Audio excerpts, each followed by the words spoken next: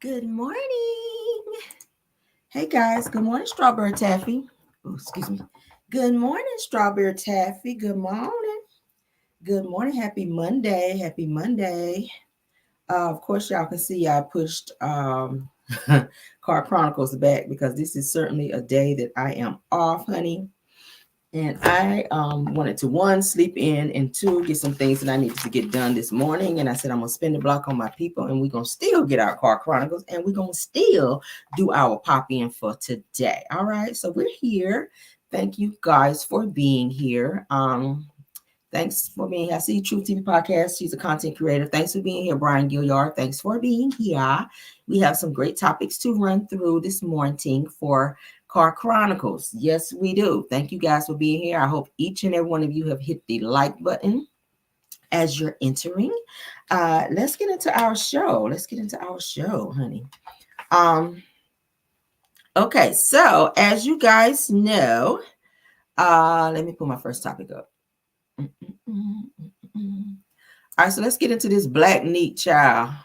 Let's get into the updates for the Blackneak. Y'all know they had Blackneak yesterday, child. It was loud, as I told you guys before. Someone from the hotel and different people that stayed at hotels that was close to Blackneak called the Popo's child about noise ordinance because it was so loud. They had like, I think 3 or 4 different DJs out there playing music. It was super, super loud. People were hollering. People were dancing. It was loud. It was a lot of people there. I'm getting ready to show you guys some pictures. And so you guys can see what happened at Blackneak, okay? All right. Let's get into it. All right. This Tisha child, they showing they got their grills in. Yeah, music. So we ain't gonna show no music. As you guys see, they had a big crowd there. They had a pretty big crowd there. That was at the place called the Kemp in their parking lot, because of course y'all know they could not have it at Tisha and them's place up over there, child. Okay, that's Tisha and Marcel, child, looking a hot damn mess per usual. Why Tisha always looks stank? Why she always looks stank? Tisha, why you always look stank, girl? Ugh. Tisha always looks stank. Look like she been on that Ozempic too. Let's continue. That's Marcel looking stank. What kind of shoes is them, child? Yeah, Tisha, you look stank, baby. At least she got on her right shade of makeup this time. She said, tonight I'm gonna be black, girl. Because y'all know any other night she want to be white. But that's them, child. What does it feel like to lose? I don't know. Some niggas don't know. Niggas, some niggas are. I'm is, nigga. What we talking about? What the hell Marcel got? For once he don't have on. For once Marcel doesn't have on a black t-shirt, because that's all he wears with them same shorts. I swear I've seen these shorts before. He needs out of all the money. Like, how you out here renting Mercedes and you ain't got no clothes? Like, what the hell he got on? Everybody, now she look like she hot, and he got on this hot ass sweater. Like, it's not matching here. Why you got on this thick ass Bill Cosby sweater out here, and she got on barely nothing? It's not looking like it's. She said she's tired.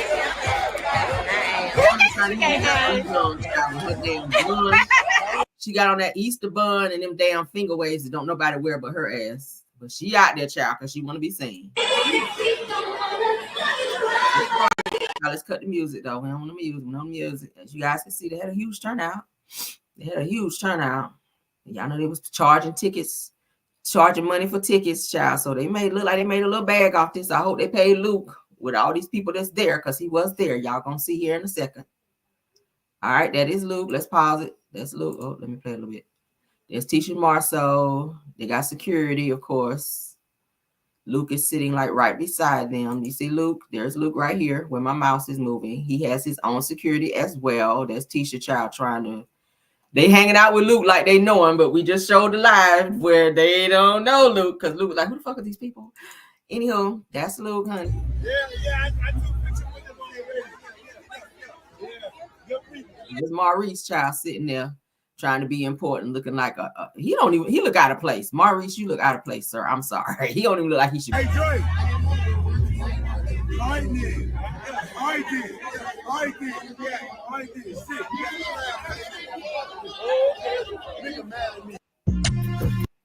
All right, let's pause because there's music. All right, so that's Tisha and them child with her, I guess, friends if she got any. All right. Weird thing is, let's stop it here. Tisha had on the same outfit earlier, and I guess she borrowed it, let her borrow it. Weird. I don't know why y'all sharing outfits at an event, but go off. Let's continue, child.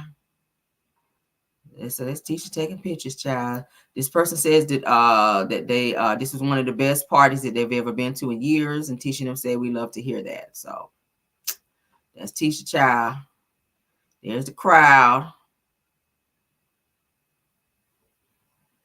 It's Tisha going around taking pictures. That's Marcel in the back of her. There's Tisha, child. She got on her tennis shoes finally. But that's what went on there. All right, so we got another video that we're going to show that happened down there at the Blackneak where Wanda, y'all know Wanda gonna always go live, child, because she ain't got shit else going on. Why she hang with all these young people? I don't know. But let's go ahead and share so y'all can get the whole full experience, child, of the Blackneak, child. Because Caramel put some videos and whatnot. All right, let's get into it. Let's let it catch up. Yeah, it was a paid-for event already through the A&M alumni. They already talked about it. Tisha and them, they created their own event on top of the alumni, and they charged ticket prices anywhere from $50 up to, I'm hearing, like $200-$300. I'm hearing. Let's get. There were two men them got. I'm back. Okay. I don't know where you go. Why I feel like I'm in the 90s again?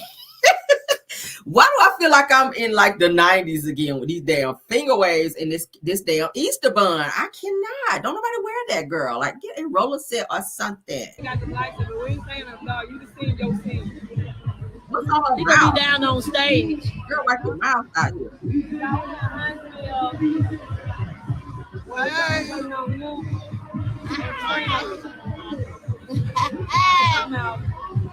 Y'all, what all Tisha and her friend going to, y'all? I was turning it back around. So y'all see Tisha and all her little friends. The VIP. Hi, how y'all doing? Are you on live? All right, y'all see. Why are you on Y'all, live? All right, so y'all see Tisha got on their outfit. Now, when they took the pictures for the other, what I just showed you guys, somebody else had on that same outfit. So I think they might have switched. And the girl was like, oh, girl, that look good. Can I wear that? So here's Jalen. Everybody been asking, where the hell is Jalen? We ain't seen Jalen. So Jalen was there telling Wanda to quit going live. Every time she always go live, just enjoy the moment. y'all see Jalen. On live. Y'all see Jalen. Y'all see Jalen. I'm gonna put everybody on spot. Just enjoy the moment. I am. I'm enjoying my moment. I just got off a live. No, that's not Wanda. I don't know who Wanda is. Do I have a lighter? Oh. There y'all. Look at that. Wait. This is a hot country mess. Don't act like y'all don't see this now. Why Wanda always act like she ain't never been nowhere? Why she always got to hit live like she never been nowhere? Just like Jalen said, enjoy the moment. Put your damn phone down. Go get you a drink. Go mingle. Go shake your ass a little bit. That's what Blackneak is. All these Don't act like y'all don't see that line still see all over these there. tents out here. Don't act like y'all don't see them people on this side over here. Wait a minute. Don't act like y'all don't see these people. Hold on. Don't act like y'all don't see crowd everywhere you go. Don't act like y'all don't see bunch it. of tents. Don't act like y'all don't see that long line down there. Okay. Wait, let me go somewhere else.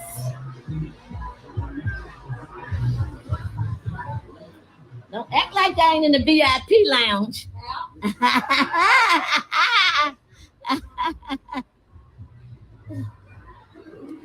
Wait a minute, y'all. Don't act like y'all ain't in, y'all know about What meal do everybody don't be wanting like the camera in their face? People want to go out and have a good time. That would be so annoying every time this one person would always show up somewhere and hit their damn record and have the camera all up in people's face. Maybe people don't want everybody to know their ass is at this party. Just go and have a good time. Wanda always chooses to go live and put people on blast and have the camera all in people's face, and it be awkward because people be looking like, why the fuck are you recording me? She does it at every event. She be doing it at Black as show well. this then I'm like, girl,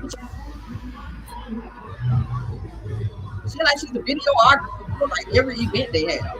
Notice too that Tisha and them didn't even ask her to serve, because y'all know she said her food truck is up and running. Do you guys notice that she ain't there as a server? She could have been there getting a bag.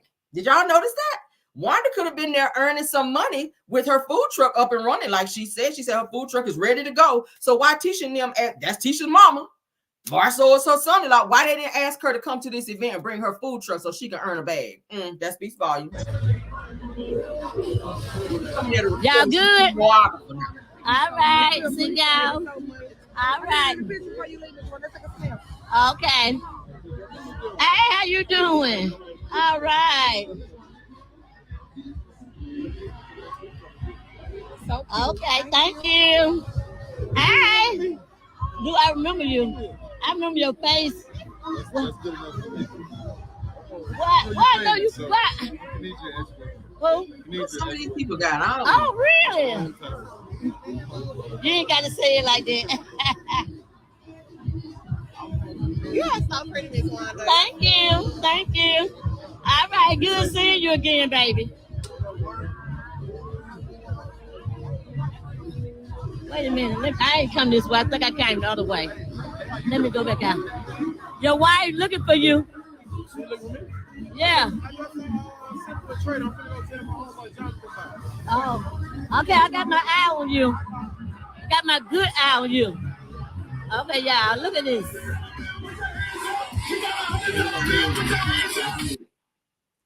Let's turn that down, child. I'm using on YouTube tripping. So they're having a nice little shindig. It look like they got a bunch of country folk up in that child. They got several DJs. I told you there are a bunch of tents and shit up out here, as you guys can see. And this place that they're having this at is called the Kemp. Okay, we got to cut the music because it's a lot of music playing. I ain't trying to get my video demonetized, honey. But I want you guys to see the festivities and or what was going on down here. This little country, little spot that they got going. This shit is country as hell. I be looking like, maybe I'm too bougie. Y'all know. This is some country bullshit right here. In my other video I pulled up where Wanda went live in her car, people were asking her, Wanda, why you don't never take your husband nowhere with you? And she kind of had like a little smirk. And she said that I don't usually take him nowhere. They were like, bitch, we know. They were like, why you don't ever take your husband with you when you go out? You always going somewhere alone and you keep saying you got a husband. She said, and I also told y'all I got a boyfriend too. She said, how y'all know that he ain't there? How y'all know my husband ain't in the car? So when she got out, of course, nobody was in the car. But she never takes her husband nowhere. Do y'all notice that? And somebody called her out on that in her video and she looked embarrassed. She looked very embarrassed when they asked her that. Why you don't never take your husband? You always out getting dressed up and you never take your husband nowhere. Why? What the hell? Why is that? And she looked embarrassed when they asked her that. What these people got on, child? Oh, baby, Rainbow child must have had a clearance sale down here. Rainbow must have had a clearance. There go Trish. Y'all see Trish? With her big head ass. There go Trish from Love Marriage Huntsville. That's Trish. Okay, y'all coming upstairs. Okay, y'all come with the VIP at. Hey, baby. Thank you. They upstairs. All right. Music again. Let's type it down, child. We about to get up off this here in a minute. I just want you guys to see what was going on down here at the Blackneak, child. For those of you that care. Them some big girls down there, ain't it? My God, do y'all have any gyms down there? Damn. Y'all ain't doing nothing but eating down there. Hog maws and chitlin sandwiches at that bitch. Y'all need to work out down there. There's some big girls down there. Jesus. Big old girl. Down there looking like Rasputia, child. Down there sliding through. Good God Almighty. All right, who is this? Oh, got music again. There go Maurice ass. He ready to get his next DUI, his second DUI, child. Maurice walking around by to look for him something to drink so he can get that DUI again. They out here trying to get something started. If they ain't gonna do nothing else, they're gonna put up some damn tents. I know that. Look at all these damn tents they got up out here.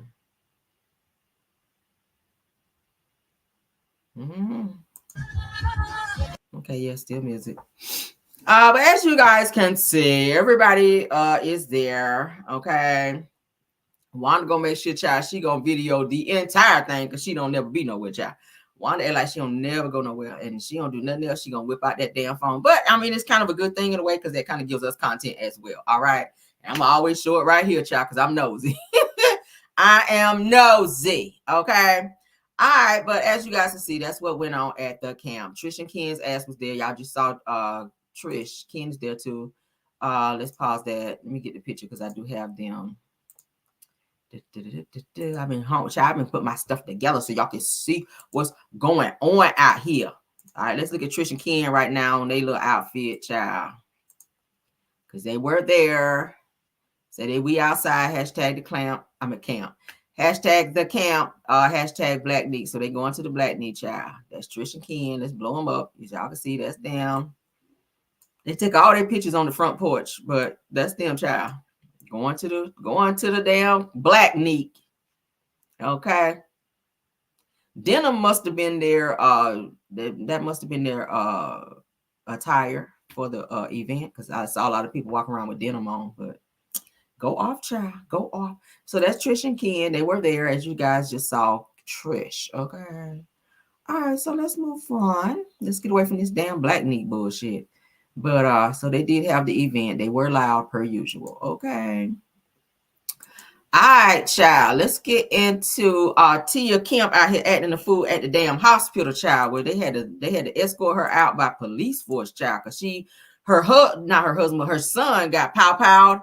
And her son, her first child's baby daddy was there at the hospital and they had some words and it got real ghetto. Tia Kemp was going off, child. All you can see was teeth, child. Teeth and head going like this because y'all know she is ghetto as hell.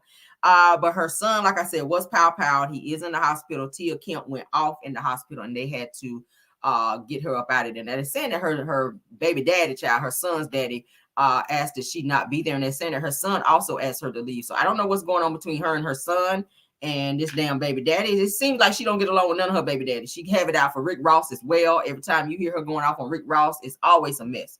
So let's get into it, child, because she is snapping off on their asses, child. Let's see. Okay.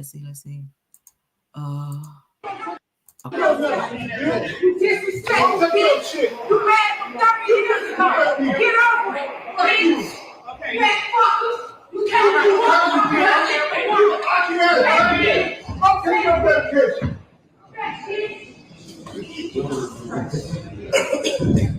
It's snapping. You disrespect shit. You mad from 30 years ago. Get over it, please. Okay. Fat fuckers. You can't do I'll take your medication. Oh my God. As y'all can see, that's her baby daddy right here. She like them big guys, don't she? Oh my God. Why all her baby daddies be built like that? She like them big old fat dudes. Rick Ross is like built like that too. Good God. So that's her son's dad. He's arguing with her. They're holding him back because he's trying to get at her. I don't know why you're trying to be running up on a woman. But yeah, she fussing at him. She said, "Did you still mad from 30 years ago? Get over it." Not sure what that means, but they are acting a whole fool in the hospital, yelling. She could have got a disorderly conduct charge with her ass doing that, because you're not supposed to do that in a public setting, especially a hospital where people are there to seek medical attention and or help. But she was acting ghetto per usual, because y'all know Tia Kemp got a mouth on her. I mean, go ask your girl over there. What's her name? Charles and Netta. I asked Netta ass when she done read Netta's ass down to the ground and back up. So, and Charles too. She done read Charles' ass down too, but child. You mad from 30 years ago. Get over it, please. Okay. Fat fuckers. You can't do Called him a bitch and a fat fucker.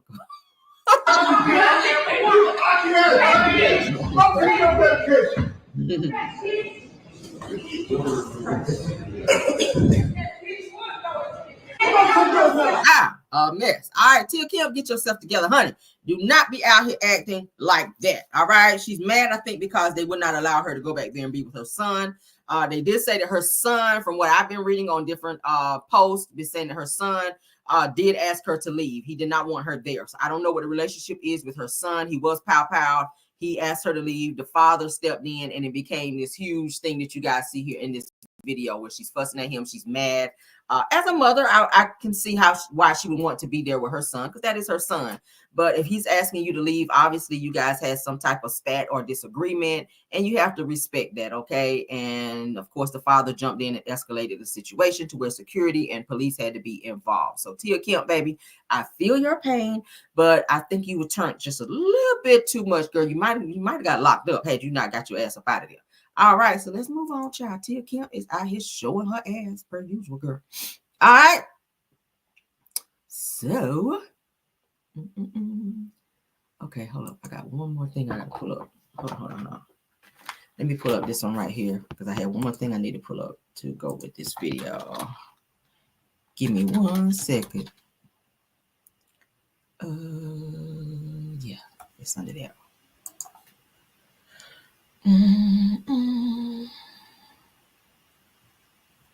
Okay, hold up. I hope you guys are enjoying the video thus far. So while I'm pulling this up, tell me how you guys feel about if you're married to someone and you get divorced from said person. Do you think that that person has to change their name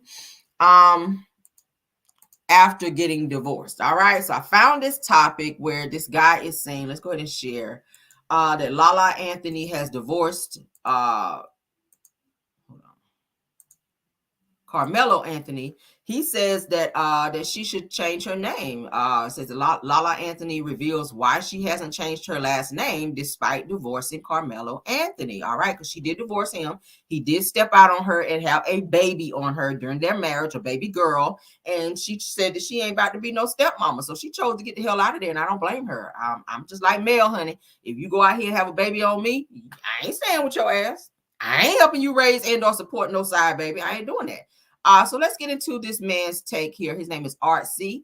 Let's get into RC, where he mentions keeping a last name after divorce. You and your wife get a divorce. Does she have to change her last name? So Lala Anthony is going viral for not wanting to change her last name back from Carmelo Anthony. I want my last name back. No questions asked. I don't care if we got kids. That tend to be the excuse. She don't want to change her last name because she don't want to have a different last name than the kids. The kids know who their dad is. The kids know who their mom is. If the last name confuses kids or who their mom is, something wrong with the kid. Oh, my mama changed her last name. I forgot what my mama is. Like, that's crazy. That's just an excuse. Like, I want your last name, whatever it was, because I don't want people thinking that I'm trying to work it out with your ass. Taking my last name is something I gave to my wife, symbolizing that she's a part of my tribe. She is now under my umbrella of things that I love, provide for, and protect. If you leave that umbrella, take your name with you. I'm gonna take it a step further. I think you should be able to take your last name from your kids. Your son go to prison 2 times, you be like, yo, I told you one more time. You get locked up one more time, your ass is gonna be a John Doe. And you're not gonna keep taking my last name and dragging through the mud. As hard as I went to build my reputation and you keep effing it up, Your Honor, doe this man. If you and your wife get a doe this man. It's hilarious. Okay, so I see Chef Don. He put it in there in cases like Drea Kelly. Let me get back to the main screen so we can put it up and everyone can see it. Shout out to Chef Don. He is a content creator. Check him out on his channel. All right. Thanks for stopping by. Now, he says in cases like Drea Kelly, he says that I would, but I can understand why not. Because most people be like, well, why are you holding on to the name? Why are you holding on to the name? If you divorced, you need to change your name back. Well, Tina Turner was like, look, whenever she left Ike, she said, Ike, you can have all this shit. I don't give a damn. I'm keeping the last name because I earned it. A lot of people feel like up under that name, that they've earned it. If the other person is a celebrity or they have some type of clout or whatever behind their name, if you marry that person and you built a reputation under that name, they feel like, hey, why the hell should I change my name back to my maiden name when I could just stay with this name? Plus, if you have children, a lot of women want to keep the last name as their children. I mean, do we have any divorcees in the chat who kept their husband's last name? Or yeah, let's just keep it there. Do we have any women in the chat who kept their husband's last name after divorce? Okay. I don't see anything wrong if that's what you choose to do. I don't see nothing wrong with it. But hey, most people do. Well, some people do, not most, but some people do. If that's what you choose to do, I ain't fighting it, child. I ain't gonna fight it. That's what you choose to do. That's what you damn choose to do. Okay. Let me get back on there. You got anybody? Somebody said, I did. Okay. Okay. It ain't nothing wrong with that because people have different reasons as to why they choose to keep a certain name. With Lala, of course, she built her name under Carmelo's name. I've only known her as Lala Anthony. I mean, we knew her as Lala, but then, of course, Lala Anthony. I don't really know her as anything else but Lala Anthony. So for her to change her name, like for what? For what? If Carmelo doesn't have an issue with it, I don't see why she would have to run out here and do it. They do share a son, okay? They do share a son, which was probably going to, well, he is going to take on his father's legacy, and he is great at basketball like his father. So hey, I don't see anything wrong with Lala keeping Carmelo's name. I don't, even though they're divorced. Okay. Let me get into this post that I pulled. Let's get into this post that I pulled about Lala child. Let's get into this poster. Yes, child. Yeah, Lala left Carmelo child because that was their secret daughter. She said, I ain't about to stay there. All right, so it says that Lala says that she is not playing stepmom, honey, or stepmother of Carmelo's Anthony's secret daughter, accused of being obsessed after latest birthday stunt. Okay.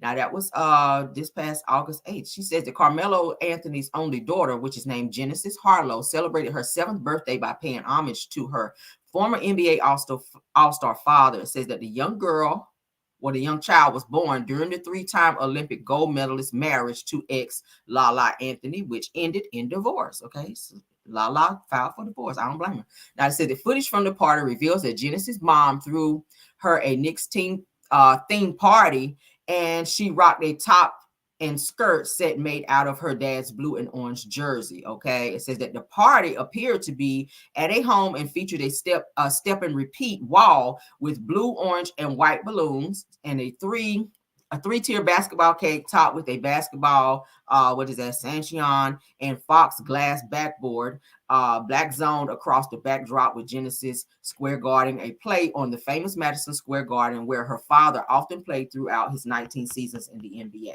Now, Genesis' mother, Mia Burks, shared photos from her daughter's celebration with the caption, 8117, a love supreme. Today is all about you, a nod to Genesis' actual birthday, August 1st, 2017. Okay, so as you guys can see, she's a cute little girl.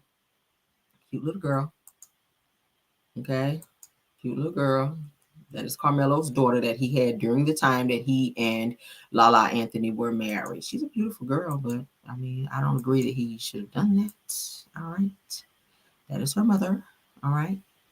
And it's so crazy because when she was pregnant with this child, Carmelo hid her overseas, you guys. She was like, I think in like England or something like that. And he was paying her to be quiet so that Lala would not find out about this baby. Did y'all know that? Did y'all know that? Yeah. He was paying her to keep quiet and not mention the fact that she was pregnant with his child so that Lala would not find out, in which Lala wound up finding out about this child. Okay.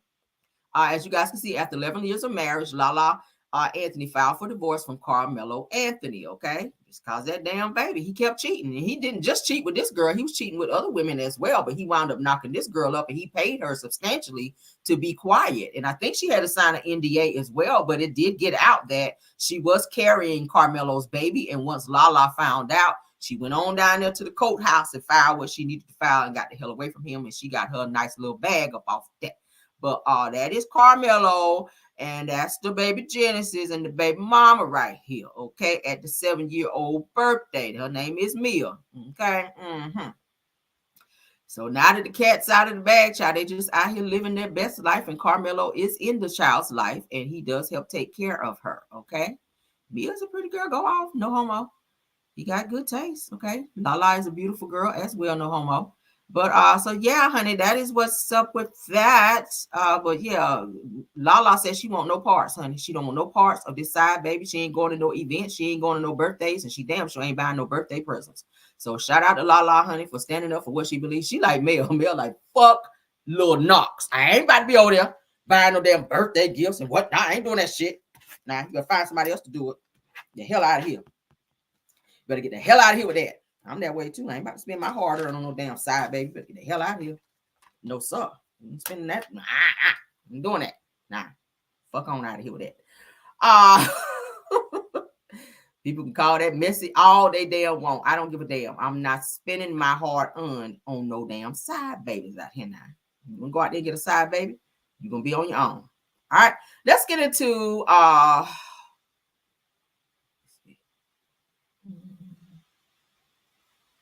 okay, yeah, let's get there. All right, so we're gonna get into, we talked about that. Let me get into Teyana Taylor, because people are saying that Teyana Taylor, honey, is not speaking up like she needs to about this situation with her now ex-husband Amon being with Amber Rose, because he's saying he ain't with her. But we saw them on the beach kind of canoodling and kind of hugged up and whatnot. A lot of people saying that during the time that Teyana was married to Amon, that there was a little situationship between Amon and Amber Rose, to where Amber Rose was getting a little too close to Amon. But then you guys know they do that they were rather giving each other like hall passes to be with other people as long as the other party knew about it and or could participate. So questions were looming, was Amber Rose kind of having a little threesome situation with Amon? Did that door kind of get opened up between him having this little relationship with Amber Rose? Because a lot of people in the industry say she is a freak. She did used to be with Kanye West. Kanye West like freaky women. People saying that Amber Rose is a freak. So did she kind of get up in there and show Amon some stuff that he didn't know with Teyana? Because Teyana is a freak too. Okay, did she show him something that he liked and he wanted some more of, and he decided he wanted to just have a one-on-one situation with her? Let's get into it, child, because this is some messy stuff, and Teyana Taylor has finally spoken up, and she don't usually speak up like that. She was saying during the time that she and Iman was going through their personal situation where they were getting a divorce, that she didn't even want that to be out. She didn't even want people to know they were getting a divorce. She wanted it to be hush hush, but Iman is the one that put it out there to the media to where everybody was in their damn business. She was mad about it. Okay, so Teyana Taylor responds to people saying that she allows too much and that she keeps silent when she needs to speak up and address things. They're saying that Amber Rose, they're calling her Kalu. For those of you that have children, the little cartoon character, and y'all can pull them up, Kalu. They're calling Amber Rose Kalu, child. I about fell out when I saw that shit. Said that she is playing all up in Teyana Taylor's face with Amon, and that Teyana needs to speak up. All right. This person says, and shout out to On Site. This person says that this ain't a bit much to y'all. Let me share, because y'all can't see, of course. Okay. Let's get that, child. We ain't about to start that this morning, child. Let's go on and share so y'all can see with me. All right. So they calling Amber Rose Kalu, honey. I said Kalu, child. They calling her Kalu. They said she look like Kalu. I said, listen, now that I know who Kalu is and damn Amber, they do look alike, child. All right, so this person here, her name is Halima. She is coming for Teyana, and Teyana is going to respond.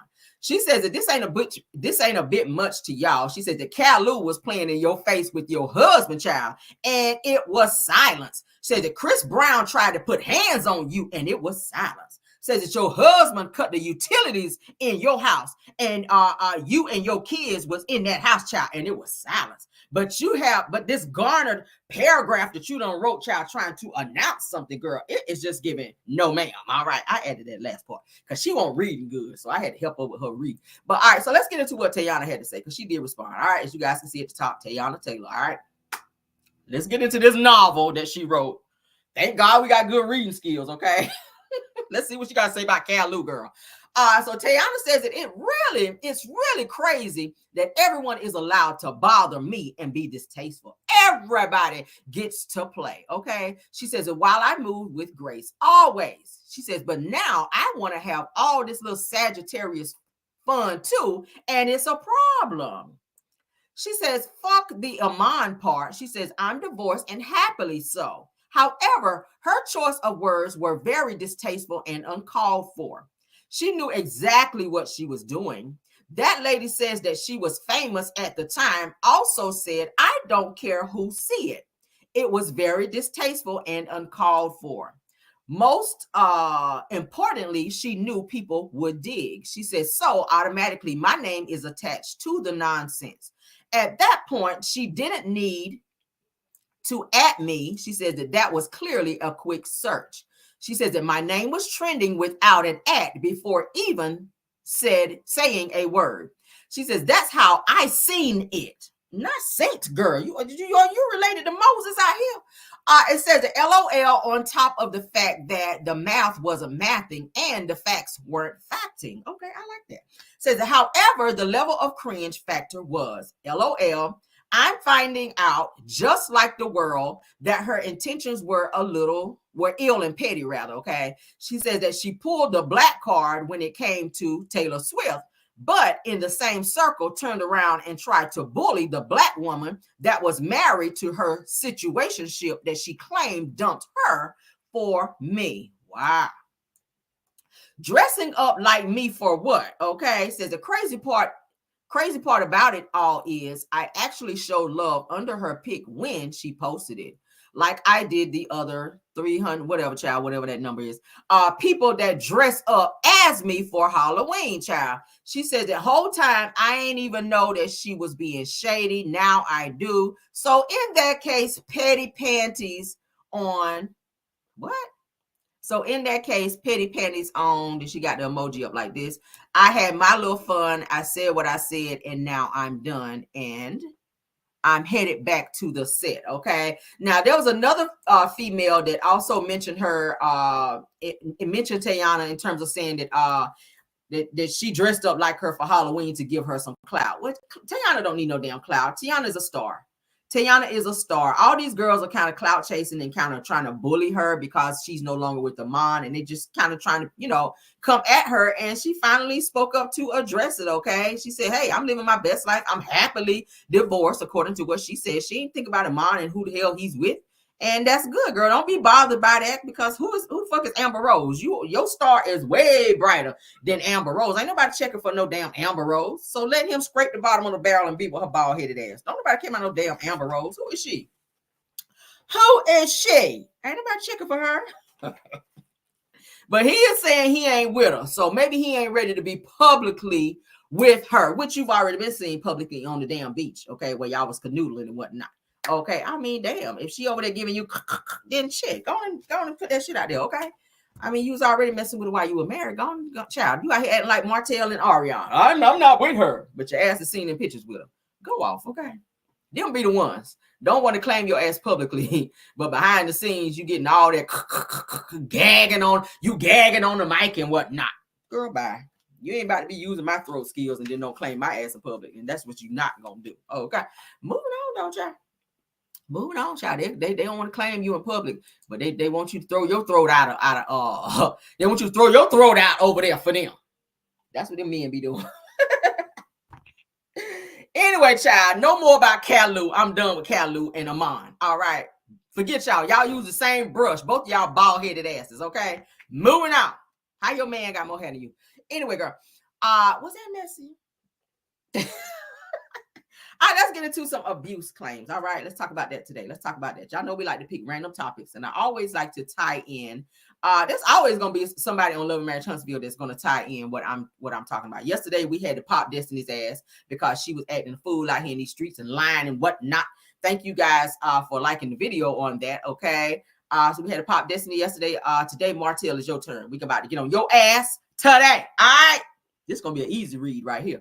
All right, so we're going to get into some abuse allegations. In my mind, in what I feel, in my opinion, hypothetically, and all of that, I feel that Martell is not just an emotional abuser. I feel that he is also a physical and a psychological abuser as well. We already know he's a physical abuser. And I ain't even gonna say allegedly, because court documentation have already proven that he's been doing that to his children. Anytime you pinch someone, that's a form of physical abuse. Anytime you hit someone and draw blood, that's physical abuse. I do feel like he was being physically abusive towards Melody because she had to defend herself. All right. I'm gonna play you guys a clip where it talks about here at the reunion where Marceau says that Miss Van asked him to hurry up and get over there because she did not know what was going to happen with her daughter being in the house with Martell. Now, we do know when we saw them in Vegas where he had to be held back by a grown-ass man and he was still lunging to get at Melody. Not one time, not two times, but three times. That tells me that you do have the capability to be physically violent, because what you lunging for? She's a female. What you lunging for? All right. So Martell's abuse of Melody, okay, In Martell's abuse with Melody, what Martel does is that he will accuse another man of being with Melody when they are seen as a protector. Most men who are abusive do not like to see someone else step in and to protect the person that they're trying to abuse, if you guys understand that, okay? Somebody said, Carrie, my stomach is hurting. Y'all know I'm crazy, okay? Let me get back into character. So anytime that someone is going through a level of abuse, they do not want someone to step in and protect that person from the abuse, because then that takes away their control. Martel likes control, okay? Martel does the victim blaming. Martel does the blame shifting. And there's another form of abuse called Darvo abuse. We get ready to look at that here in a second. I did my homework a little bit, all right? And Martel also likes to use others to help him orchestrate said abuse, like Ariana. He said in Tasha K's interview, she's got responsibilities. She's got a job to do. Her responsibilities are to help him carry out his abuse tactics towards Melody Cherie. He's never going to leave her alone unless he's locked up. Martel is not going to stop coming from Melody until there's some type of legal ramification. Even with him being on probation, he's still picking and prodding at her. But he's using the courts as a way to do it. He's still doing things behind the scenes. The only thing that's going to stop Martel is him being locked up, to where he has absolutely no chance of being around her, doing anything to, you know what I'm saying? He won't have any way to be around her and do anything to her because he's locked up, unless he uses Ariane to do it. Hopefully she'll be locked up too. All right. Now I'm going to play this clip and then we're going to look at some slides that I pulled, okay? Let's go ahead and get into this. Shout out to Love and Marriage Huntsville. Let's get into this reunion because this was very telling, all right? Marceau was trying to, in a way, take up for Martel, but then he was like, no, because Martel was being hella messy, and then tried to accuse Marceau of being with Melody. If we know that's Martel's, that is his tactic of always trying to accuse another man of being with Melody when they're trying to protect her. We already know Mel ain't checking for no damn Marceau. Marceau ain't even Mel's cup of tea. That ain't even her type of man, okay? So for Martel to use that as his go-to to try to say that Marceau was trying to get with Mel or be inappropriate with Mel because he was protecting Melody from him when he was being abusive towards Melody speaks volumes. Let's get into this clip. At one point, you accused Marceau and Melody of messing around because she was talking to him a lot. No, he apologized for this. So... No. He never apologized for anything. Say that one more time. I never apologized. You apologized to me. Dude, stop. Let me say what I was going to say first. Okay, I'm going to be stopping periodically. Okay, anytime someone does not agree with Martel, he gets mad, even if he knows he's lying. See, Martel was hoping that he could sit up here and orchestrate this lie and or gaslight and pull Marceau into that because he has things on Marceau. Anytime Martel has something on someone, he feels like he can treat them any type of way and say anything to them because how dare they say something back, then that's going to open up a can of worms for me to reveal what I know about you. So he feels like since I have all these said receipts on you, you dare not speak up and try to chop down what I'm saying because I'm going to expose you. That is Martel's tactic. Let's continue. Thing was, when Marceau and I got into it, Melly's mom contacted Marceau and told Marceau what was going on with us, said that Melody left and all this kind of stuff. And then Marceau, what you do? Okay, you contacted Melody and he invited I called you first. Hold on. I called Melody afterwards. Yeah. What was the night that she found out? The night to the phone ringing.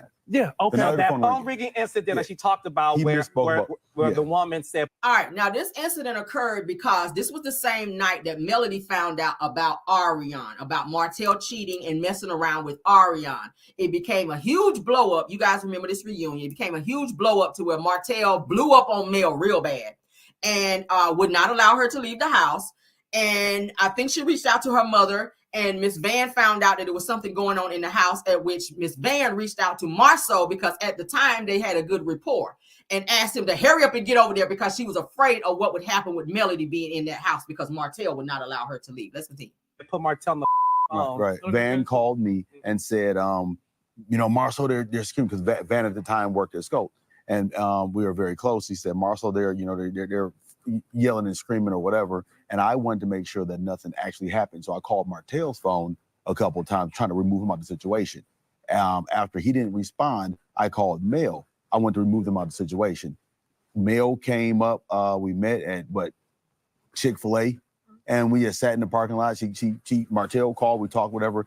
The same thing I would expect Martell or any of my friends to do if that situation ever happened in my household. For whatever reason, if me and Tisha are into it, she'll call Maurice like he's my dad or something. But that's what happened. The issue came in when he had mentioned that he had mentioned to take her, go get some drinks or something like that. Go get some drinks. And he said I shouldn't have did that. So that was my issue. The smoother with the drinks. Marcel, I was like, now, granted, Martell, you're trying to physically, psychologically, and emotionally abuse your wife. She's trying to get the fuck away from you so she can clear her head. Mind you, you guys do have children, so where are the children in all of this? Where are the children? There's no telling what these kids have seen in that house with Martell, because we all know when he snap off, he snap off. He don't care if children are there. He don't care who is there. He don't care if Jesus Christ himself is there. Martell is going to go off. So not only were the children probably in the middle of all of these damn shenanigans going on, Melody once again had to leave her home because Martell did not know how to restrain himself, to where her own mother had to call another man to come and regulate Melody's household because Martell would not calm down, nor would he answer the phone. He saw Marceau calling him. But he was not going to answer the phone because he wanted to finish orchestrating what he was doing to Melody. He wasn't done abusing her. This would be a time. I got Who you. said something about drinks? We never had any drinks. He's mad because Marceau won't agree with him.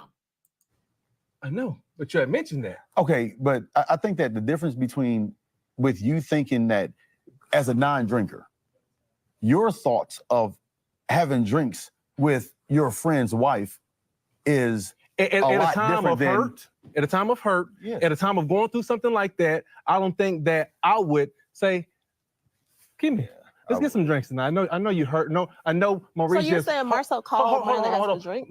Kimmy, Hold I know on. Maurice. Did Marceau call Melody to get drinks? That's what Tisha wants to know. Yes.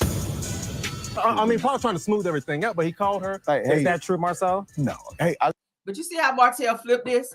Now, it was on him to show that he was being abusive and aggressive towards Melody. Instead of addressing that, what he did was brought another situation in that he knew was nothing. It was whole downplayed. It was nothing to that, and he knew it.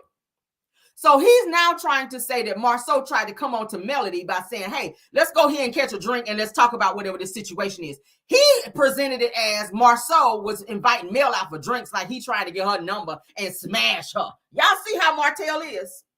Gaslighting. Darvo, we about to get into it.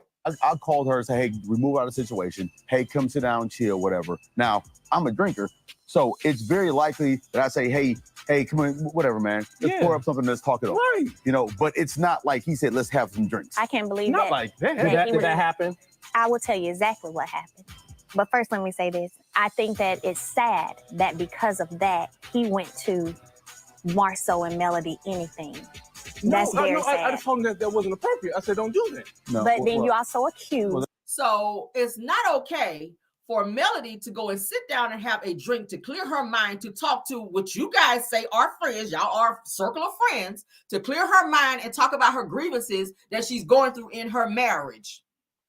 It's an innocent drink, an innocent conversation. But it's okay, Martell, for you to go out and cheat and have a whole baby and continuously have a relationship. By then was like 5 years. You were seeing Ariane behind Mel's back for years. So it's okay for you to step out and do that and have a second phone and have conversations with her, even though you know that shit is wrong. You got a whole family and a wife at home, but you're going to sit here and bring up the fact that there's an innocent situation to where Melody is going to sit down and possibly have a drink with Marceau, who she ain't even interested in, mind you, because she tired of your shit.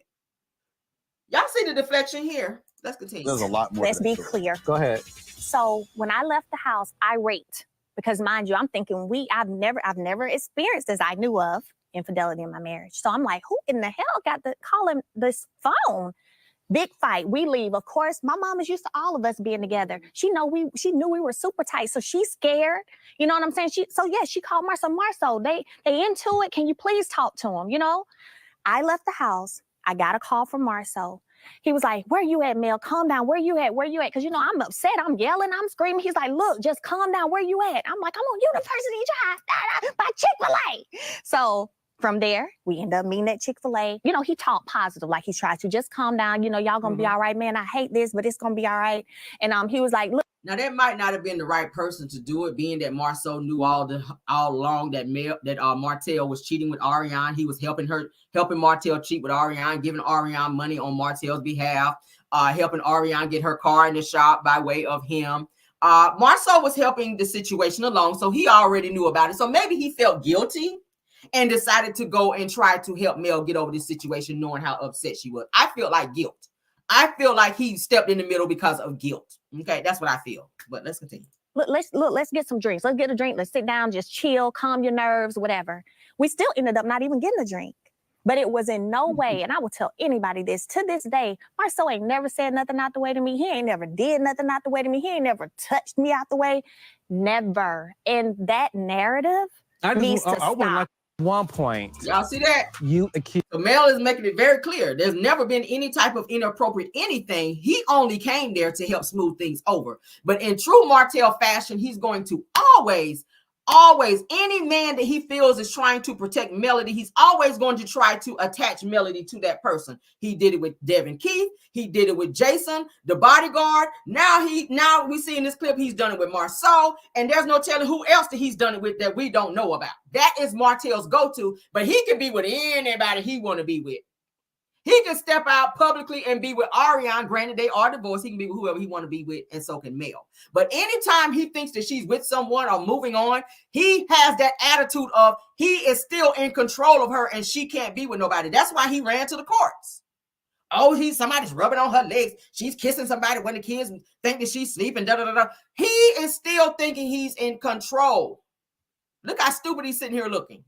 Like he don't understand that. Martell thinks that he's still in control. Let's get into these slides, okay? Because I pulled these. And they are going to definitely make a whole lot of sense, all right? I went and pulled these topics here. All right, and we're going to break them down. We're going to break them down. We're going to break them down. And this is going to help somebody else that may be going through this. If you're with somebody that's controlling and that's mentally and psychologically and even physically abusive, this is going to open your eyes so that you can make some decisions after this live, okay? You ain't got to stay in no mess like that. Love does not hurt, okay? Love does not hurt, disrespect, or victim blame, all right? All right, let's get into this. What is what is the psychology of victim blaming? All right, at its core, victim blaming comes from a combination of failure to empathize with the victims and a fear of reaction triggered by the human drive for self-preservation. All right, y'all see that? Martell, that's you, baby. That is you. You love to victim blame. He never sees when he does anything, but he sees when everybody else does it. And he always likes to keep receipts on people in order to make them shut up so that he can be louder. If you notice that. Anytime Melody tried to say something, just like when he tried to say, oh, I got the picture and I got the video in my phone right now where you said that you gave a person fellatio. Whole time it was him. He tried to silence her so that he could be louder and mess up her reputation when he knew all along that shit was him. Y'all see where we're going with it with that? Y'all see where we're going? Let's move on. Why do people victim blame? Why do people blame victims, rather, of domestic abuse? It said that others may blame victim survivors in order to cope with hearing about their trauma. It says that by distancing themselves from what the victim survivor has been through, making them feel like they are restoring a sense of control and order in a chaotic and unpredictable situation, at which we've seen that with Martell. He does it also with the children. Okay, he does it also with the children. Oh, I'm a great father. I'm a good father. I'm an excellent father. My 4 beautiful children. He loves to do that. It's like something that he loves to recite in order to encourage himself, when deep down he knows that he's been a fucked up father. He's not been a great father. He's not done what he's supposed to do as a husband, which is why he is where he is. He's not taking responsibility for what he's done in terms of where he is. He's not done that. Next slide. What is the psychology, okay, of victim blaming? At its core, victim blaming comes from a combination of failure to empathize. Did I just read that one? with victims and the fear of reaction triggered by the human drive for self-preservation. Okay, I got that one already. Why I did that one twice. All right. How do gaslighters argue? All right. It said that other techniques gaslighters might use include lying by hiding or changing information. Who does that? Who does that, Martell? Projecting their own negative action, faults, and or shortcomings. We already know Martell had a lot of shortcomings when he met Melody. He did not measure up. He did not measure up. The person that he measures up with most is Ariane. He's a failure. He never graduated college. I mean, he did graduate college. He dropped out of college, just like Ariane dropped out and never went back. Okay. Failures. Just like Marcus said, everything that you put your hands to, you failed. Just like you failed at your marriage, you failed at being a great father. Everything that Martell's tried to do, he's failed. All of his businesses that he tried to do, failed. He was always jealous of Melody Cherie because she was smarter than him. She was the person that was behind their businesses being as successful as they are. How do we know? Because look at what he's done since they've been divorced. Everything that she's put her hands to have been, they've taken off. Everything that he's put his hands to have failed. He can't even pass an open book test. So in a way, he needed Melody because she helped push him to where he's never been able to go on his own. So what does he do? He gaslights the situation. He lies. We know he lies by hiding and or changing information. What did he do with this last motion that he filed? He got that from a video that Melody did and used it in the courts to try to gaslight the courts. We can also say deflection there. There's a lot of deflection, but it comes from negative actions, faults, and or shortcomings. Martell has a lot of those. And it comes from him not taking accountability, in which he will never do. All right. What is the victim blaming tactic? Darvo. All right. It's called Darvo. Darvo is a technique of a person or is a technique that a person may use to shift responsibility for an abusive incident onto the survivor of the abuse. Y'all see that? I'm gonna read it again. Darvo. Keep that word in your mind. Darvo is a technique a person may use to shift responsibility for an abusive incident onto the survivor of the abuse. Let me give y'all a great example of Mel and Martell since we're talking about them. When they went to Vegas and Martell went into Melody's room, they weren't together. It was understood. They were separated at the time. This was before they had already had their divorce finalized. Martell thought he would creep up in there. He didn't ask Melody. You didn't knock on her door. Melody said he came into her room in the middle of the night and tried to get him some, and she rejected him. Martell does not like rejection. That is why he gets with Ariane, because Ariane gives him what he wants when he wants it. She don't reject him.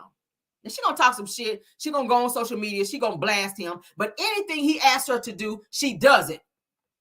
And when she don't do it, they get into these verbal and physical altercations, in which we know about too, where the police have had to be involved. And what does she do? She goes back to giving him what he wants. That's why he won't leave her alone. That's why he won't leave her alone. He's able to shift responsibility to her. And she'll put up with it just for the sake of saying, I got a man, even though she knows he's got several other women that he deals with. All right. It goes on to say that it may also help the person who perpetuated the abuse deflect some of the responsibility and blame onto the survivor. A person may use Darvo to avoid punishment or repercussions of their actions. What has Martell done? When he popped up at Mel's set, where he was putting hands on people, where he pushed Jay. Y'all remember that situation at the reunion? He did all of that to avoid prosecution. He said, I told the police, ain't nothing happening here. Y'all can leave. So because Melody won't put me back on her builder's license, everybody get out, because this place is mine too, even though he wasn't even staying there. Just the simple fact that he felt he was in control. There's that Darvo. A person may use Darvo to avoid punishment or repercussions. He was mad as fuck when Melody went down there and got that warrant on him. He was mad as hell when he got that warrant and he had to turn himself in. He went up there to get that paperwork, probably on some bullshit, trying to do something to Mel, and went up there and got himself in trouble. They served that warrant on his ass. He tried to say, oh, my children in the car. They don't give a fuck about that. They'll call Child Protective Services, and they told him, you better call somebody to come get them kids. You got a warrant. We got to take you in. So he was doing everything he could to avoid punishment for something he knew he did. Revenge P is a crime. But he was working on that whole Darvo to avoid punishment or repercussions. Okay? Melody says she's called the police on him many times, and he said it in the Tasha K interview. But what would Martell do whenever he knew that Martell would call Melody would call the police? Get in his car and leave. That's what most abusers do. They talk that big shit. I ain't doing shit. I ain't leaving. As soon as you call 911, what do? Jump in their car and leave. That's what Martell has been known to do. That's what he's been known to do. All right. Let's continue. What is a gaslighter's weakness? All right. A gaslighter's weakness is their need for control and fear of exposure. All right. As long as Martell could behind the scenes abuse Melody and those children and nobody knew about it, he was in control. It fed his control. It made him feel bigger, even though he stayed in the gym, because that was his way of also feeling bigger than who he was. Martell has always had issues with his self-awareness, okay? He's always been this weak individual because he grew up with nothing. He never had a man to teach him how to be a man. His mother never gave him the love that he deserved and or he thought he needed because he sought that in other people. Melody was more so like his mother, like a mother figure to him. So that's why he grabbed onto her and held onto her the way that he did. Now, the abuse towards Melody came from his anger for the way that his mother treated him growing up. He's angry at his mother. That's why he treated the way he do. He dogs her out. He tells her, you should have went to court and lied for me. Why you didn't? And as a result, I ain't giving you no money this month. He could have saved her from losing her house, but he didn't do it. It's about control with Martell. It's about control. A gaslighter's weakness is their need for control and fear of exposure. As long as Melody kept quiet. Y'all remember Melody didn't used to speak out when things was going on between she and Martell. She kept it quiet. And that's how he was able to continue to disrespect her and abuse her. She said she went in silence. She would get in her closet and get in a fetal position and cry in her closet, close her closet doors in her walk-in closet because she didn't want her kids to see and or hear her. They knew. Children are very observant. She was able to hide the abuse that she was dealing with Martell, and he felt bigger because she wasn't exposing him. See, Melody divorcing Martell exposed him, and it took away a lot of his control. See, that's what you got to do. When you're in a situation when you're being abused, exposure is the best thing you can do. Yes, it's embarrassing. No, you don't want your reputation out there as being someone who's been abused by someone, but speaking out about that, whether it's sexual abuse, psychological abuse, physical abuse, mental abuse, any type of abuse that you're dealing with, when you expose the abuser, that takes away their power. Melody took away Martell's power by one, divorcing him because he was able to hide behind her while he was abusing her. All right, let's continue. Demonstrating confidence in your reality and not falling for their manipulations diminishes their power and can frustrate their efforts. Do we not see Martell being frustrated whenever Melody gets a one-up on him, just like she just did in this last motion? His frustration led him to do what? Post a public picture. Well, Ariane did it, and we all know that it was through Martell because he never posts nothing of her. He took a public picture with Ariane at which he knew was going to get out because he wanted Melody to see that picture and he wanted her to have a reaction. But when a person don't give a fuck no more, okay? When a person don't give a fuck no more, you could put out 100 pictures and that ain't gonna move me. That picture didn't move Melody.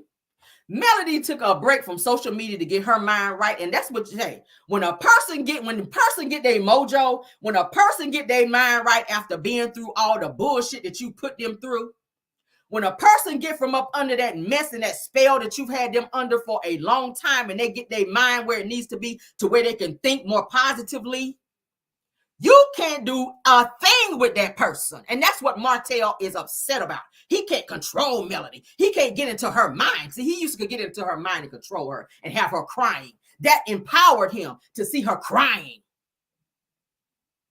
But she ain't doing that no more. She's out here winning. She's taking care of her kids. She on vacation. He knows she got somebody else. He knows she's dating, and that bothers him. She getting flued out and fucked. What business is it of yours? You ain't fucking her. And that's why you mad. She broke that triangle. She broke that cycle of you, her, and Ariane. She said, no, God. No, you won't. Demonstrating confidence in your reality and not falling for their manipulations, because he's a very good manipulator, diminishes their power and can frustrate their efforts, effectively countering what are gaslighting tactics. Okay. Y'all better get into it.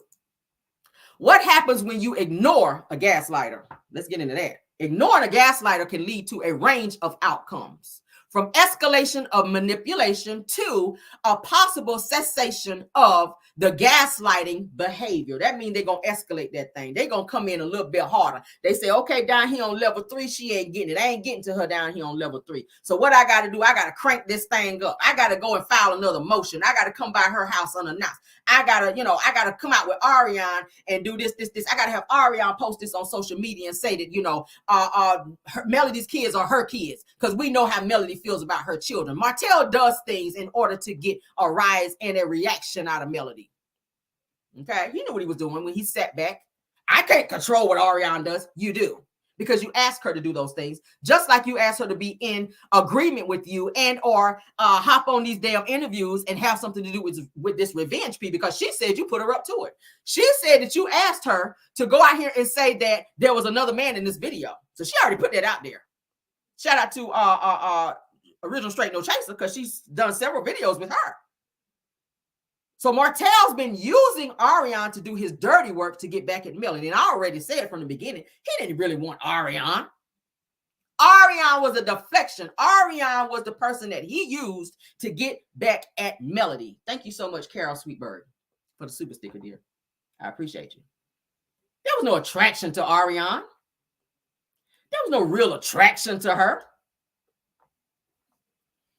A person who is good at manipulation, he knew from the first conversation with Ariane that he could gaslight her, that he could manipulate her, and that he could put that Darvo on her and control her and make her do things that she wouldn't ordinarily do just to be in his presence. So what did he do? He gave her all the things, just like Satan. He gave her all the things to make her feel like, oh my God, this is the greatest person on earth. He gave her a car, even though it was used. He made sure she had money. He had her hair done. Y'all remember Ariane used to go live all the time, flexing in that car. Y'all remember talking all kind of shit. Yes, I'm the wife. I took him with your eyes closed. She was feeling herself. She was feeling herself. Every time you saw her, she was dressed up. She had this. She had her makeup done. She had her lashes on. She was doing it. But that was only when Martell was married to Melody. Only when Martell was married to Melody. That is why Ariane said, hey, I wish the two of them would have stayed married. She don't want him either. She liked what came with the lifestyle, what came with this particular triangle. Okay? She liked the manipulation as long as she got her hair done, her nails done, and everything done. You got women that's like that.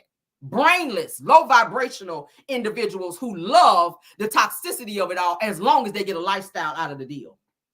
That's Ariane. Low vibrational. She's very low vibrational. She has nothing going for herself.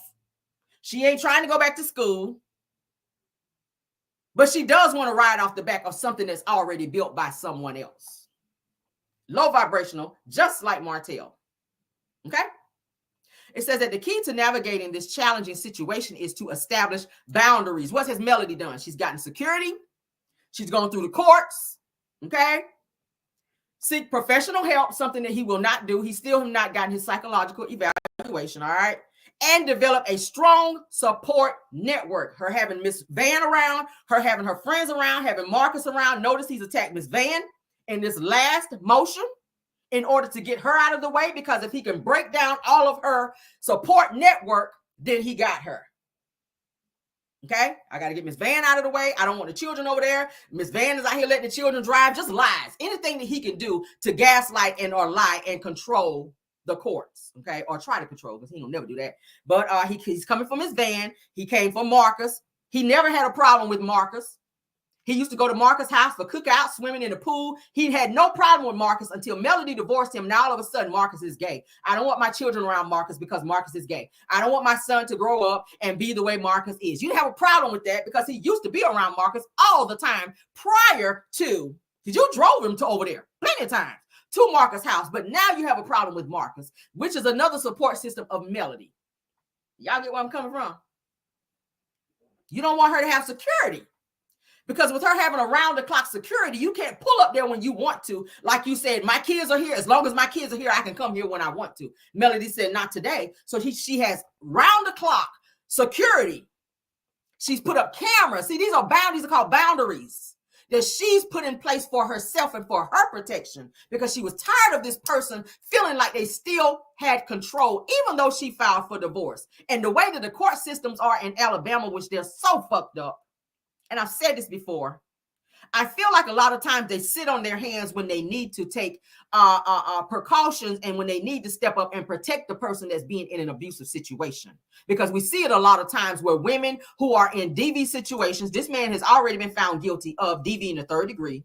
Okay. He's already been found guilty of abusing his children. So we already see what type of patterns of behaviors that he have. But when the court system sit back and allow these behaviors to continue, this is how women lose their lives. We've seen a lot of women lose their lives in DV situations because the courts do not take it seriously. Yes, they'll go ahead and sign off on the, the little paperwork saying they can't be around you.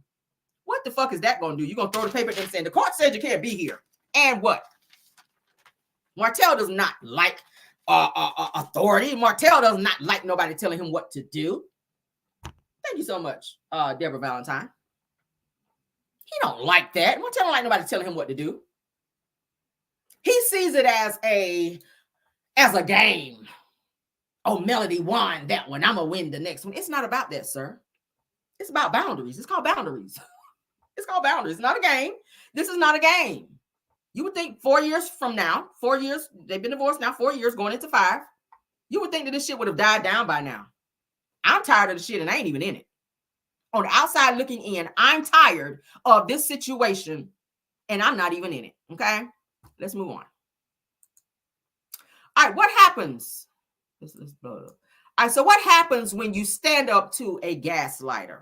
Okay, what happens? As such, they will do whatever they can do to take back that control. You see Martell, him using the kids, okay, him going to the courts, him using Ariane, him doing this revenge P was a method of trying to take back control. He told her, I'm going to do you the way you do me. All right, shut your mouth or I'm going to put this out. That's control. Stop talking about me or I'm going to put this out. So he can say whatever he wants to say about her. As soon as she speaks up with something she's never done, Melody been on mute. And as soon as she got her power back and spoke up, he wasn't used to that. So you use the method of revenge P to quiet her down to say, I'm going to put out a most embarrassing moment to say that you were with another man to make it look like you're this whore off the street when she really was pleasing her husband, which is what all wives should do. So what happens when you stand up to a gaslighter? As such, they will do whatever they can to take back control.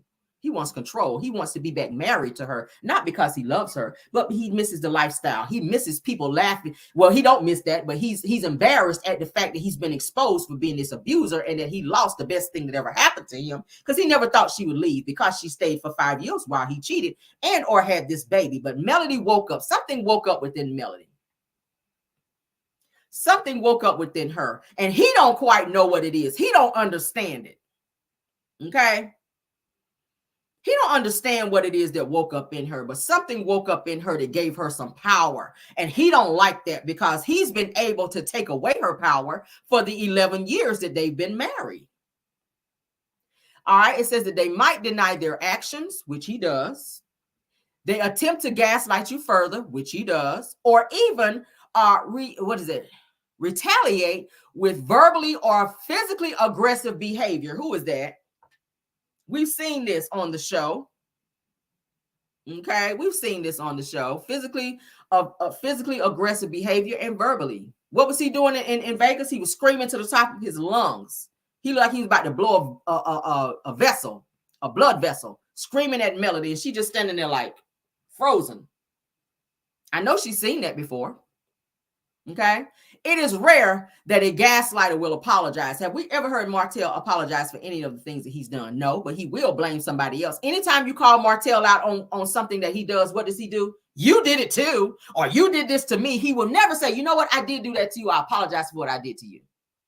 And I feel like you might owe me an apology. Even if he said that, at least you acknowledge and or apologize, even though you shouldn't do that. Expect somebody to apologize because you do, because then it doesn't seem sincere. If you do something to someone and it's called out, why not just apologize? But when you are a control freak and when you are a gaslighter and when you're working under DARVO, D-A-R-V-O, you will not apologize because it's not in you. All right? It is rare that a gaslighter will apologize, admit they were wrong, or stop gaslighting. Martell does that. You did it to me. You did it too. You cheated too. What did he say all this time? He know Melody never cheated. Men are different from women. Men are different from women. Men can cheat. Men can have 1,000 hoes out there, a boatload of hoes, a legion of hoes. But as soon as a woman, if he thinks that a woman is with someone else or has the attention of another man, they go crazy. They want to leave. They can't take it. They want to just lay down and be unalived. They don't want to stick around because their ego can't take it. But they want to put that on us and feel like we're supposed to be the strong ones when they do it to us. Why is that? Why we got to be the strong ones and you can be out here with a legion? Melody said Martell was with a legion of women, taking her money and spending it on women. So why should she be under that and be the strong one while you run around and do what you want to do? But as soon as you think that somebody is showing her any type of attention, you go crazy. Martell was never in any danger of divorcing Melody. He was never going to do that. Melody had to be the initiator. As a matter of fact, if you guys remember the scene when they were sitting at some event, when Mel and Martell were sitting across from each other, she had to tell him, just because you got rid of your lawyer does not mean this divorce is not going to go through. Sign the divorce. She had to tell him with authority. I said, yes, Mel. Sign the y'all remember she told him that. He thought that because he got rid of his attorney, which he does that's a game Martell plays. He's been doing it in the child custody arrangement. He'll get rid of his attorney and then go get another one to prolong it because the next attorney that he gets has to know what the discovery is. They got to read up on the case. It's a stall tactic. So he was using stall tactics to stall Melody divorcing him because he didn't want it anyway. He didn't want to dissolve the businesses because he didn't know what the fuck he was doing. He could not start a business and make it thrive the way Melody could because she was running the businesses. Y'all heard him say it. Melody ran the businesses. Melody made sure all the paperwork and stuff like that was up to par. He would go out and find the properties. That would be his job while he was cheating. He would tell Melody, oh, I'm over here looking at this property, but he would be at Ariane's house. Or I'm going to the gym, but he would be at Ariane's house. So Melody really was doing all the work. Melody's really doing all the work. And we see that now. Because look who's thriving the most. And it's killing him to see her on TikTok selling out of everything. To see her start a line with Sugar Mama and he gets mad and say, oh, I should get half of that because that's my daughter. You put in no work. You put in no money, no blood, sweat, or tears, but you feel like automatically you should get it. The children can't be back on Love and Marriage Huntsville because you want Melody to give you half of what they earn when the money should go into an account for your children's college fund. See, you're not thinking about that, but what you do want is to take away from your children to support your whore. Gaslighter, Darvo, physically, emotionally, psychologically abusive. That's why he won't take that psyche valve because he knows his ass is fucking crazy. Somebody gonna be like, ha, we knew it was in there. We knew your ass was crazy. Because normal people don't think like that. Normal people don't be on that level of bullshit. Normal people realize that when a situation don't work out, that you just move on with your life. You take care of your children. You do whatever is asked, especially when the wife is not asking you for child support. She ain't out to get him. Melody could have drugged Martell over some hot coals in this fucking divorce. Do y'all know that? You were the initiator of the divorce. You had an outside child that was proven that you cheated and had this child with. So she could have really raked his ass over the coals. His ass would have been pink if it were me. I got 4 children and you done stepped out of the marriage. You done took money, $17,000 of my fucking money and spend it on your bitches. And I just go to court and file for divorce and don't ask for child support. Never in the history of never would I have done that shit. I can't judge her on that. She did what she felt she needed to do, but I get it because she didn't want to have to keep dealing with his ass because she know that he's a fuck boy. And I'm just gonna be raw for those of you just watching me. She knew he was a fuck boy because he came from a fuck girl. Let's be 100 because I'm feeling this thing right now. Fuck women have fuck boys. Do we got any in the chat? Martell's mother only thought of herself, which you now breeded someone who's done the same thing. Martel only thinks of himself. His father was in prison.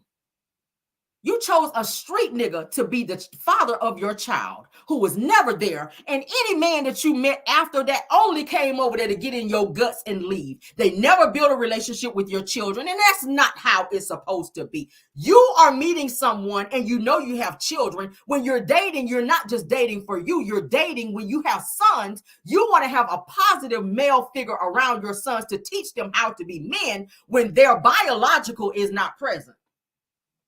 You raising fuck boys, and women that are not used to fuck men have to deal with the fuckism. I just made that up. Y'all can use it. We should not have to deal with fuckism. I just made that word up. I might have to patent that. We shouldn't have to deal with that bullshit. Women, we have enough to worry about. We got to have the children.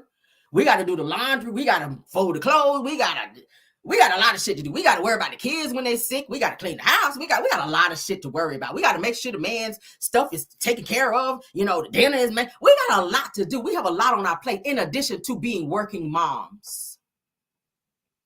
Okay, being a working mom, being a wife, and all these other things, all these hats that we wear, there are also jobs. They're called jobs.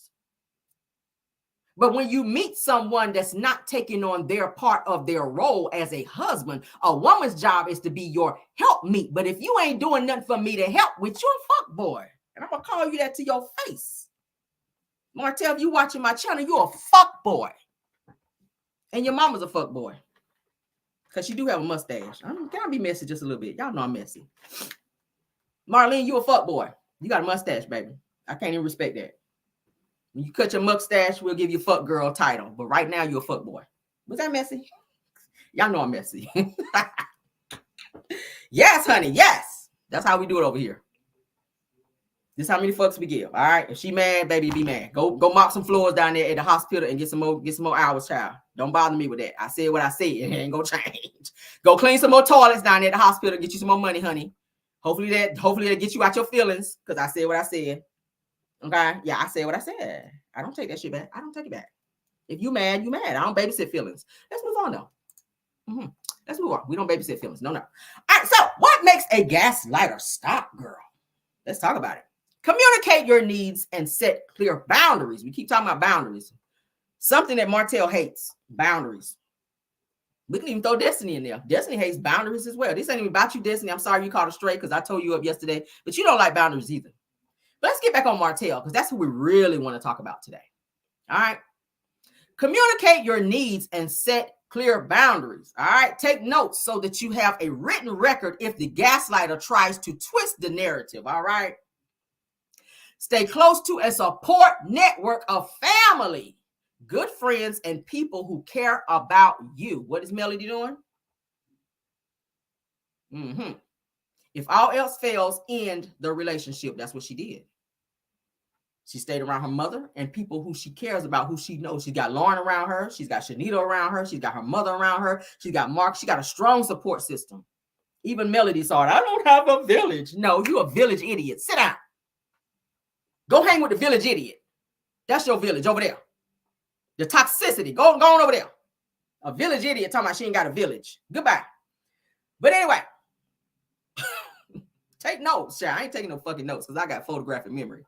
I remember that shit. If I set a boundary and I say don't cross it, I'm about to pull out no damn tablet on your ass. All right?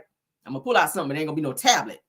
All right? To remind you, this is the boundary. If you're going to cross it, then the ramifications behind that you got to deal with. All right? All right?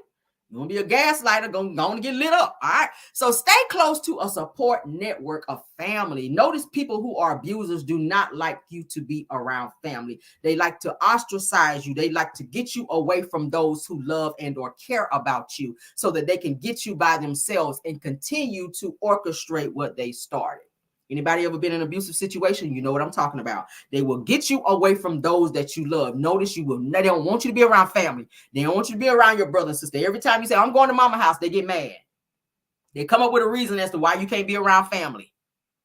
Oh, we were getting ready to go here. Don't go over there now. We getting ready to go here. We getting ready to do this. Da, da, da. They don't want you to be around family. God forbid you get around somebody who's going to talk some sense into you. They don't like that because they got to keep you under that control. It's almost like Stockholm Syndrome a little bit. When you're in a situation for so long with a person who continuously controls your mind and do things to you and you just stay in it and stay in it and stay in it, eventually Stockholm Syndrome sets in, okay? Eventually. And the only way to get out of that is to end the relationship and get away from it.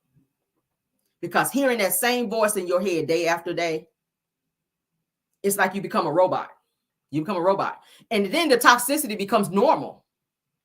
Abuse becomes normal to a person who's been in it for so long. If you don't cut it off and recognize it and learn your worth and know your worth. Self-love, we talk about it all the time on my channel. Self-love is the best love. If you don't love yourself, how can you love somebody else? How can you invite somebody else into your life, into your heart, into your spirit, into your mind, into your home? How can you invite somebody else into your space to love you when you don't love yourself? If you love yourself, you won't allow someone to abuse you because you love yourself. You won't say, no, no, no. No, no, no. Let's move on. Do I have any more? Oh, we got through all the slides. Did you guys enjoy that? That was a little breakdown. Each one of these slides definitely describe Martell to a T. All of these things that he does definitely correlates with what we pulled in these slides. As a gaslighter, as Darvo, as we saw, you guys can look up what Darvo means. You can read up on that some more if you want to. If you've been in a situation where you've been abused, Darvo is a real thing where people actually, they use that. It's a point of control. Okay, it's control. Martell is out of control because he can't control Melody, and this is why he won't stop. And the only thing that's going to stop him is jail. He can't be out and be free, even with him being on probation. That's still not stopping him. I told y'all he went to Tennessee without his probation officer knowing. He don't give a fuck. Martell is convinced he's going to do what he wants to do because he knows people in the system. He used to work in the system. He was a security guard. Or corrections officer, rather. He was a corrections officer at the jail. So he knows people in the court system. Probably knows some judges as well. He knows some of those people. So that's why he feels like he can do what he want to do. So he can get in there. Hey, man, y'all remember we used to work together. Da, da, da, da. He can get in there and kind of flex where he used to work. And yeah, I know this person. I know you're supposed to be my homeboy. You ain't going to let me go to jail. You ain't, you know what I'm saying? You ain't going to hold me to, to these rules and regulations because of who I am. And we used to work together and be homies like that. He's got a way of manipulating people. Like they were trying to say, he was trying to say the judge was fine, and the other judge that they had that was over their court custody case was thinking Martell was fine and all. He has a way of manipulating. He know what he be doing. He knows exactly what he be doing. But shout out to Melody for taking your control, okay, and realizing her worth and getting out of that relationship because it was not going to get better. When you're married to someone who's jealous of you, it does not get better. It does not get better. We're living in a day and time where women are bosses now, where women are making more money than their husbands. And if you're married to someone that's in that situation where they can't take a woman being the money maker, being the boss in the situation, if they feel demasculated because their woman makes more money than them, that's not going to work. And I don't care how long you stay in it. I don't care how much counseling you go through. Men feel demasculated when they feel a woman is doing more than them, doing better than them, making more money than them, because they feel like they are in competition. And it should never be that. If we're one, what you make and what I make is what we make. That's how I look at it. That's how I look at it. Everything you own, everything I own, what's yours is mine, what's mine is yours. Okay, that's how it's supposed to be. But in Martell's eyes, Martell knew he never amounted to what Melody needed in him as a man. He was barely hanging on. It bothered him. So he was in constant competition with her. And when he felt like he could, and when he realized he could not compete with Melody, what did he do? He went out and got somebody who was on his level, which is Ariane. Ariane is more so Martell's speed. That's why he keep fucking with her. That's why. That's who he really should be with. I know a lot of people don't want to hear that. Ariane is more so Martell's speed. She's a nothing, just like Martel. He has nothing to show for, neither does Ariane. They come from both the same type of backgrounds. Her father wasn't there. His father wasn't there.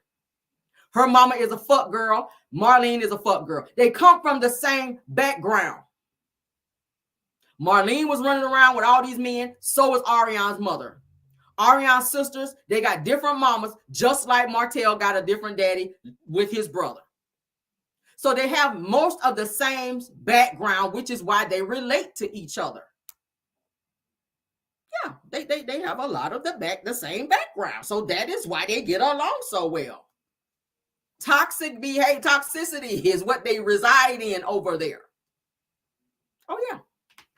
Oh yeah. But he'll never marry her because Martel has had a taste of the good life. Martel's had a taste of being in millionaire status, is living in a almost $1 million home, living in a gated community, driving Mercedes. See, he's used to that lifestyle. He's had a taste of that. He's embarrassed that he riding around here in a car with no damn air conditioner in the middle of damn summer, sweating on live. That's embarrassing. He never would have been doing that shit if he was married to Mel. He never would have been in a situation like that. But because you made choices that put you in that, Mel said, I got, you back for the streets. You from the streets? Let me send you back to the streets. Let me send you back to the streets. He ain't like that. So the only reason why he's bothering Mel is he feels he can wear her down to where she said, you know what, Martel, shit, I'm tired. Okay, I'm back. She's never going to do it. If she ain't came back in 4 years, she ain't coming back. And Mel's already made a proclamation in one of her lives where she said she's never, ever going back. She said, I'm never, ever going back to that. She's got a taste of freedom as well. When you've been through hell with a person in that magnitude, and you finally get a taste of freedom, and you finally get to a place where you can sleep through the night, and you ain't got to worry about a nigga staying out all time of night and telling you he at the gym when you know he with another bitch. Okay. When you can finally lock your door at night and you ain't got to worry about nothing. Mel is out here on fuck your ex, you can keep that nigga. Y'all know the song. Yeah. Keep him, child. Keep Mel, like, keep him. I don't give a fuck about y'all taking no picture down there at the homecoming. Y'all can take 1,000 pictures. I don't give a damn. I don't give a damn. Take as many pictures as you want. If she wanted Martel, she wouldn't have divorced him. She divorced him. That's how I get so tired of people saying, oh, Mel is just mad about Martel being with Ariane. She don't give a fuck about that. She gave the nigga to him, and he still won't marry her. She don't care. If she wanted Martel, she can have him in a New York minute. He want her back as well. That's what people fail to realize. I get so tired of hearing people say that online and seeing that. I mean, in the Facebook chats, Mel is just mad that Ariane got Martel. No. If she called Martel right now and say, Martel, you know what? I'm tired of this. Let's go renew our vows. Let's get back together and raise our family. Da-da-da-da. That nigga gonna have a screech mark all the way up her driveway, skid marks from the road all the way to her front door, trying to get his ass over there to get back home. Because the life he living right now, Mel said this nigga is everywhere he stay, he don't stay there for long because he keep having to move. He keeps having to move. Meanwhile, Mel is in the same house she was in when she filed for divorce. Same house she was in when she filed for divorce. Martel is the one who keeps moving. Ariane keeps getting put out. And that's what your ass get. That's what you asked for.